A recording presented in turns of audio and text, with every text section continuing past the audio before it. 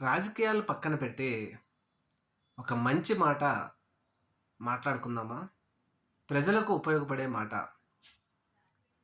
ఏంటి అంటే మద్యం. మద్యం తాగొద్దు.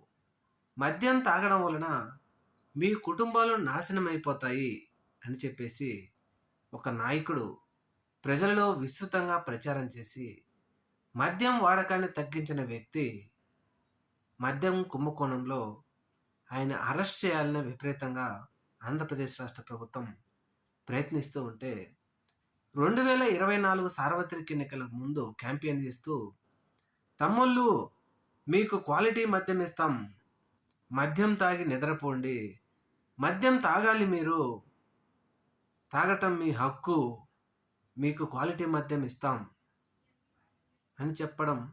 వీళ్ళు మంచి వ్యక్తులు. అంటే మద్యం మానేయమన్న వాళ్ళు చెడ్డవాళ్ళు.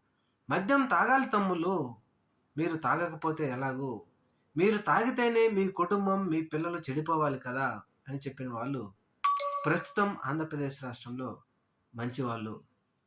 మరి ఇది ఎలా సాధ్యం? మంచి వాళ్ళు ఎవరో చెడ్డ వాళ్ళు ఎవరో ప్రజలు గమనించొద్దా?